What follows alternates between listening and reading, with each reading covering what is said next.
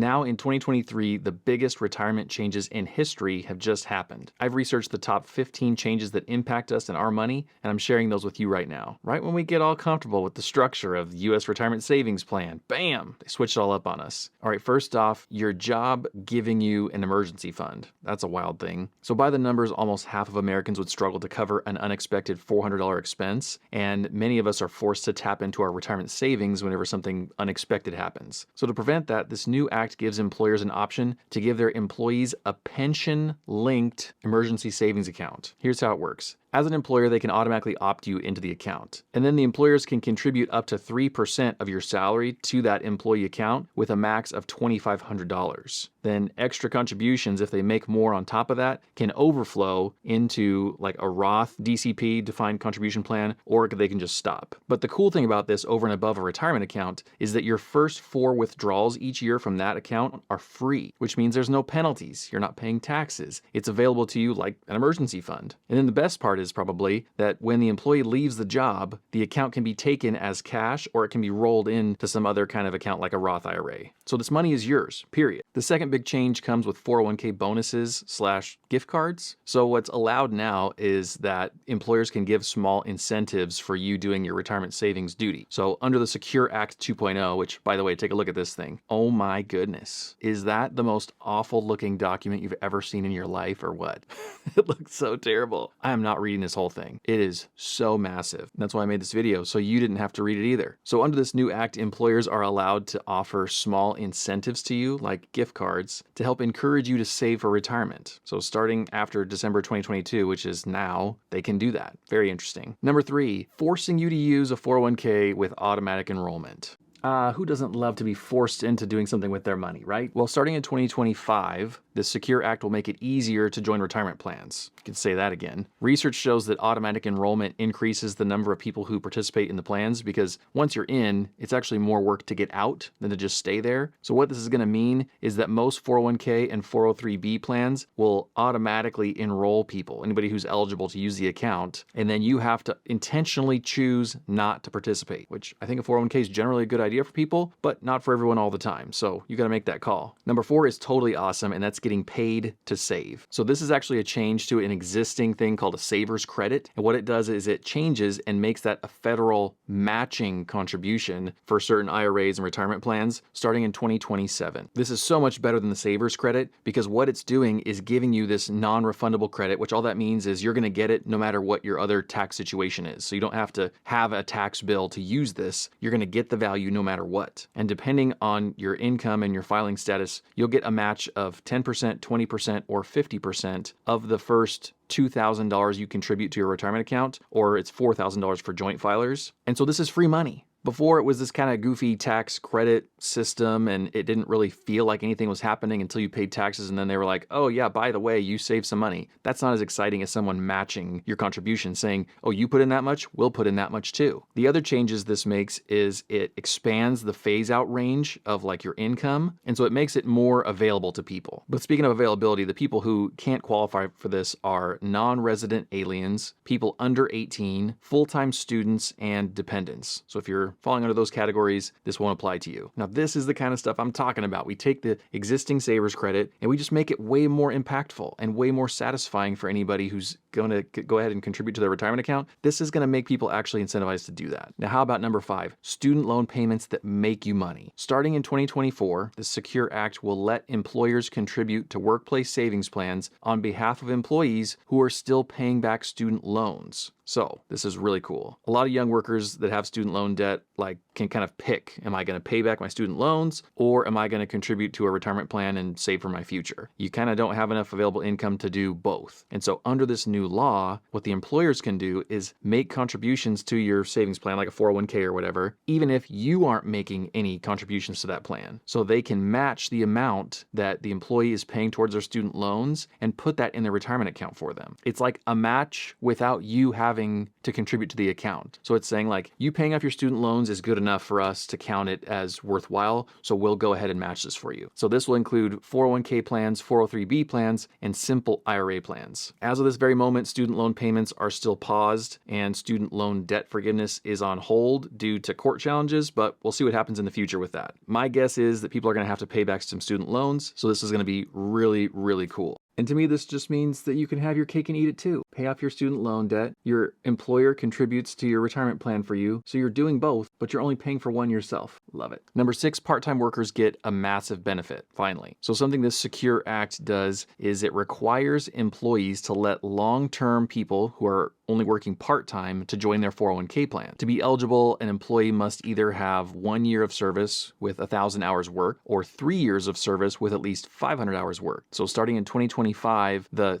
3-year rule will change to 2 years. So if you're only working part-time here and there, you don't have to wait that 3-year span anymore. You can get access to the 401k sooner. And that clock that starts ticking to count those 2 years doesn't happen before 2021. So that's as early as it can count is 2021. So if you're like, oh sweet, I'm already there because I can count in 2020, not going to count like that, sorry. But that's really cool. If you're a part-time worker, get some 401k going, save some money, and probably get a match too. A lot of 401ks have a match, and matches are free money. We don't say no to free money. Number 7, matching for Roth accounts. Before, matching was done pre-tax, and so contributions to Roth plans are made after taxes starting now, with earnings growing tax-free because it's a Roth account. So that's a cool change. A Roth 401k is kind of rare, like it's not a very common thing, but if you have it, now you have this change to how the contributions are made. It's a cool thing. Basically, it means everything, including the match, is Roth style. Rothmans, like a Rothmans Porsche. Should I have this up for the rest of the video just because it's a cool car? I took this picture, by the way. I'm happy with that picture, except for the Honda CR-V in the background. Anyway, number 8, no retirement plan, no problem. So Section 121 in this new act allows employers who don't have a retirement plan to set up a starter 401k plan or a safe harbor 403b plan. And if you're like me, you're going, wait, what the heck is a starter 401k? Like, is it like training pants? Is it training wheels? What is that? So apparently a starter 401k, by my research, is designed for small businesses that don't currently offer any retirement savings vehicle whatsoever. And then the starter 401k is aiming to remove barriers so that they can join a plan and they can make that happen for their employees. So if this whole thing goes through, which apparently part of it is still not like ready yet, like a starter 401k isn't ready yet, because the research I did says if it is passed, then these following provisions will take effect after 2023. So take this with a grain of salt, but it'll mean that small businesses that don't currently have a plan can offer one, which is good. Then employees will be auto-enrolled at a minimum level of 3% of their compensation, which is sort of, it's annoying to be auto-enrolled. It's sort of like take your medicine. You should be doing this anyway, but it's a good thing overall. No employer contributions are required, which is good for a small business because then it lowers their costs. It could give people access to this, but they don't have to give you a match. And no major year-end testing is needed. And apparently that's like a normal thing for 401k plans. I don't know. I don't put on a 401k plan, but if you did have to do that, it'd be pretty costly in terms of like time and stress potentially. So none of that's required. And then this is one different thing than a normal 401k. The contribution limits will be the same as for an IRA.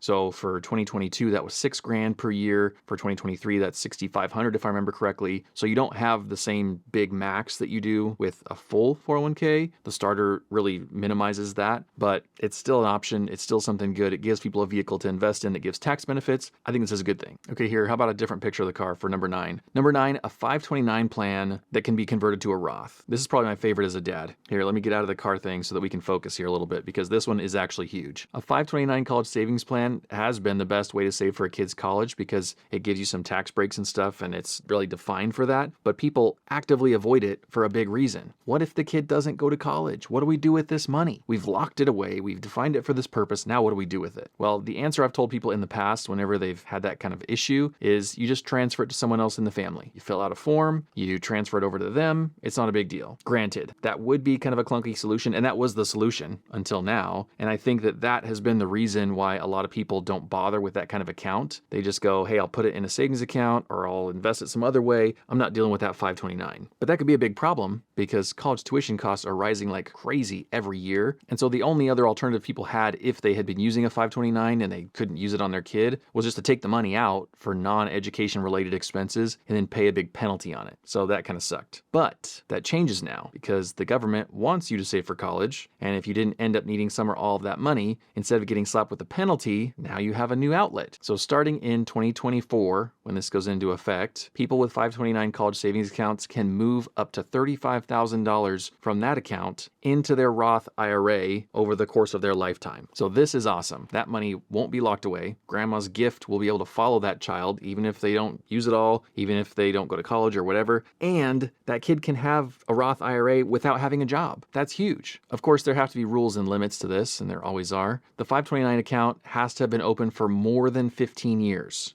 So if you're 18 and you're like, I'm not going to college, give me that money. Not going to work like that. You got to have the 529 open for quite a while. I mean, 15 years, you got to open that thing when the kid's young, or else you can't access that money for a while. Rule number 2 is the rollover is also subject to the Roth IRA annual contribution limits. So for 2023, that's $6,500 per year. So if we do that math, let's say you had the full 35 grand in there that you could contribute over a lifetime, you can only send in a maximum chunk per year of $6,500 as of right now. But for right now, that would take you 5 or 6 years to get all the money in there, which is okay. I mean, they're going to make you follow the rules of a Roth. That's fine, but it's just something good to know. Now, the third rule and limit that you need to know is that the Roth IRA that's getting the money needs to be in the name of the 529 plan beneficiary, which means like the student who's going to get it. And that makes sense. You got to have the accounts have the same owner, but it might mean that you change the beneficiary of the 529 to prep for this, because a 529 is so easy to use for anyone in the family. Like maybe it's in the parent's name, like with me, or maybe it is in the cousin's name or the aunt's name or whatever. So you got to check your paperwork and make sure that those names line up. But I don't think I've made this clear yet. This is a huge back-end workaround, because normally a kid needs to have earned income to invest in a Roth IRA. So they need proof that they're a legal employee, they made real money. It's not just grandma's dollars that appeared in the bank account magically.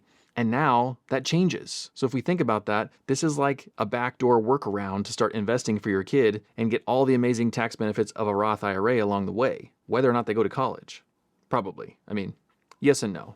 Let's talk about that. Yes, because it works. So starting in 2024, you can do this. As long as that 529 had been open long enough, you can do it. But also no, because the 529 account has to be open for that long. It's got to be open for more than 15 years. So importantly, here's how to set this up. You got to follow these 4 steps to get this set up as soon as possible to benefit your kids as much as possible. Number 1, open up 529 ASAP. Get that 15-year clock working in your favor. Here's a hot tip. You don't need to have the kid yet to open one. I opened one before we had our first baby. Now that they're out of the womb, transfer it over, boom, done. But at least you can get a jump on the time requirement, because it doesn't say it has to be in their name for 15 years. It says the 529 has to be open for 15 years. So maybe that's a little loophole, or maybe I'm wrong, but could be a loophole. Number 2, set up a regular amount to invest in this account. Whether or not you want to use this for your kid's college or for their future retirement plan, right now that's all essentially in the same spot, because starting in 2024, it can transfer over. So the 529 does both. Jump on it, send some money in there. Number 3, ask for gifts. Instead of another terrible, noisy toy that you stub your toe on in the middle of the night, people can just send money directly to your 529. And that was appealing before. Like they could always do that before, but if you explain to them that now that money can go either for college or for retirement or whatever, then it becomes extra appealing. So keep your house cleaner and keep your kids richer. Not Richard,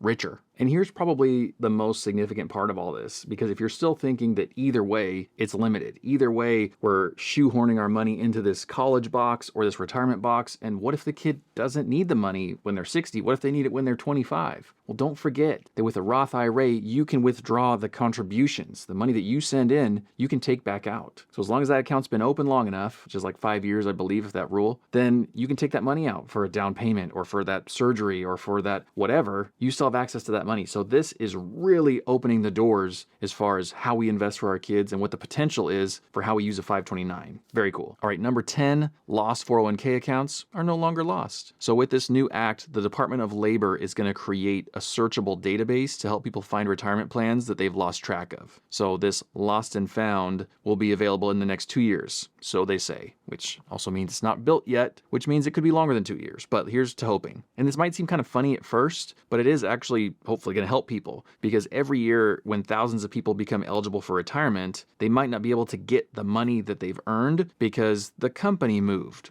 or the company changed its name, or it joined in with a different company. And so the accounts just kind of get lost in the shuffle, and then people are like going, hey, where's my money? Where's my account? I don't know where it is. Sucks, because then you lost that money. I mean, it's not lost for forever. It's just out there in the ether and you can't find it. And it also happens in the opposite direction. So there's sometimes employers who are there with the money, like ready to pay retirees, but they can't find them because the former employees have changed their name or they moved or whatever. And so that just disconnection happens and the money can't go where it's belonging. And the goal with this is for anybody who's lost their pension or their 401k, they can search for the contact information of their plan administrator, which is like the person in charge of the plan. And then the aim is that they connect and it helps them receive that money that they need. So hopefully it works. Number 11, 401k and 403b plan withdrawals have changed. So there's 4 new ways to get money out of your 401k or 403b. Can't believe they're changing so much so fast. Number 1, for an emergency expense. So starting in 2024, you'll be allowed to take an early emergency distribution from your retirement account to cover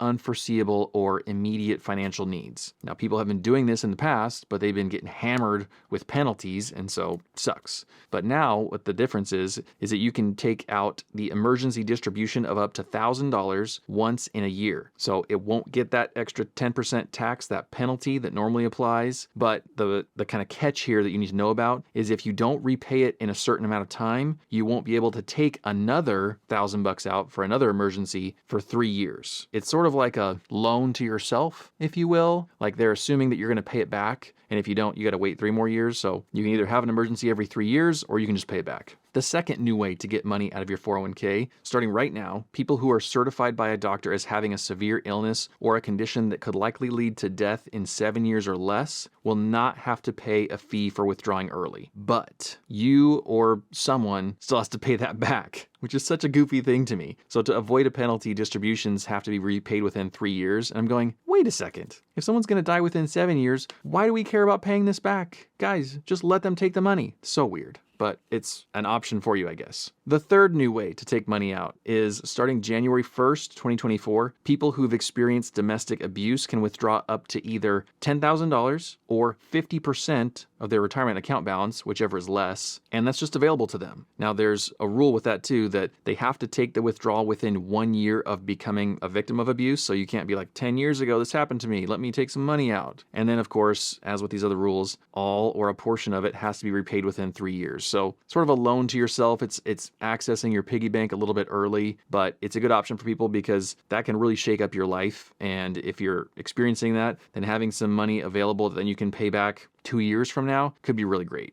The fourth new way to get money out is starting in 2026, you can take out up to $2,500 each year to pay for certain types of long-term care contracts. Interesting. All right, the 12th change. This is for firefighters. If you know any firefighters, tell them this. So apparently, if an employee quits after 55 years old and they take money out of their retirement account, they don't pay the 10% early distribution tax deal. That rule changes and it's brought forward 5 years to be a 50-year-old rule for qualified public safety employees in government plans. And so what that was before was it only applied to public sector firefighters, but now it applies to private sector firefighters too. So that's really in the weeds. It's only for people who are like 50 and who are taking money out of their retirement account. But if you know somebody who's a private sector firefighter and they're getting close to that age, this could be a really good thing for them. Get access to that money a little earlier. Ooh, here's a different pretty picture as we go through number 13. Catch-up contributions. That Mustang in the middle, it's kind of like the color of ketchup. Beautiful. Shelby GT350. So these catch-up contributions. Today, if you are 50 or older, you can send more money to your retirement accounts than the rest of us. Makes sense? The government calls those catch-up contributions, not like a condiment for a hot dog. Ketchup, you're catching up.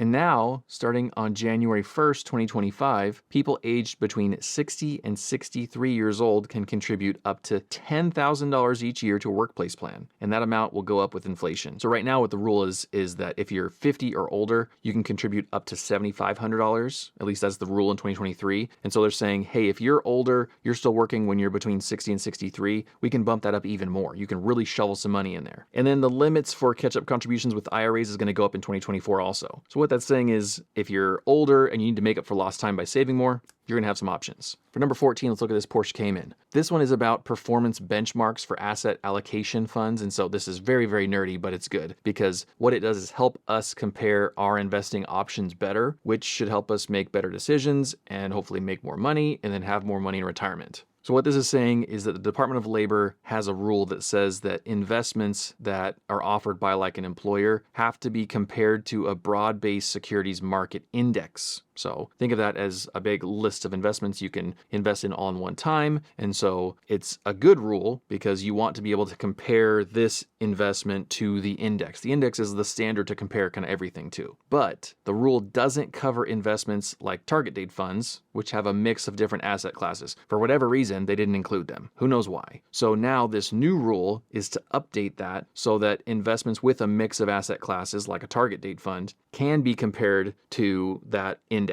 This should make people make better decisions because they'll have something better to compare it to, but this has a time limit too. So the Department of Labor has 2 years to do this. Who knows if that's going to really happen within that time frame? Who knows how soon you might see a difference? It's still kind of up to you to make the best decision for you in your life. And number 15, RMD changes. RMDs are required minimum distributions, and they're part of some retirement accounts. It means that you're forced to take money out at like a minimum amount at least, whether you want it or not, because you've reached a certain age. So that age used to be 72, and then now they're going to relax those rules like a lot in the future. But the unfortunate thing, in my opinion at least, is it's not going to help us that much. Starting January 1st, 2023, which has already happened, that age is bumped up to 73. So it gives us more time to kind of plan and figure out what we want to do because we don't have to take that money out early. Then starting in 2033, the RMD age gets pushed way up to 75. So we would really have a lot of time before we're forced to take money out. And then penalties for taking money out also get reduced a lot. Starting this year in 2023, the really steep penalty for failing to take an RMD will decrease from 50% of the amount you should have taken out down to 25%. So they've cut that in half. And then if that account that you're supposed to take stuff out of is an IRA and you forgot to take it out, but then you do it in a timely manner, whatever that means, they cut that penalty down to just 10%. So that's a big relaxing of that. They're realizing like, hey, people might not do this perfectly. We shouldn't really punch them in the face for doing that wrong. We should let it be okay. And then starting in 2024, Roth accounts in employer retirement plans will not need to follow the RMD requirements at all. So that's interesting. But the question we need to ask is, does this matter at all to us? Because it seems like a useful thing. Gives people some more time, lets the penalty be less, that's all good. But the reality is that most people don't need the time. Whenever we retire, we don't have tons and tons of money, and we've got to take out more than that required minimum amount anyway. We aren't rolling around in so much cash that we can like leave all that money alone and go withdraw it from some other account where we have $10 million. Like 80% of people are taking out more than the RMD amount when they're at age 70. So these rules getting so relaxed only really helps people with so much money that they have all these other sources that they can draw from, and then they'd prefer to leave this money in that retirement account alone so that it can keep growing, or so they can pass it on to their kids or whatever. So that one I don't think is that helpful for us. And these 15 things are just a small part of this $1.7 trillion omnibus bill. If you'd asked me a couple years ago, I would have told you that an omnibus is like a really big car with tons of seats inside that can carry 30 people around to new locations and give tours and make everyone really uncomfortable when you have to go poop in the bathroom in the back. It turns out it's something else. That's not an omnibus. Who knew? What is an omnibus, you say? Well, omnibus is derived from Latin, of course, and it means to, for, by, with, or from everything. It's like encompassing or combines diverse subjects. So it just means it's combined a bunch of stuff into one thing. It's a smoothie. Guys, you could have called it the smoothie bill. We would have all known right away. Next time, let's do that. Also, omnibus is the secret comment word for today because my investing masterclass for beginners is a bit of an omnibus. It's a single source of information where you can go to learn everything you need to know about investing. Omnibus. It's the total package, and you can check it out on Skillshare or on Udemy at the links in the description. But wait, you mentioned all this 401k stuff. What if we don't have access to a 401k? Well, tell you what, a lot of people don't, but to know what your options are and how to set up your retirement without getting any of the benefits of a 401k because you don't have one, you've got to watch this video next because a lot of people have good alternatives. They can still invest a lot of money. And if you check this out, you'll see what you need to see. See you next time. Bye.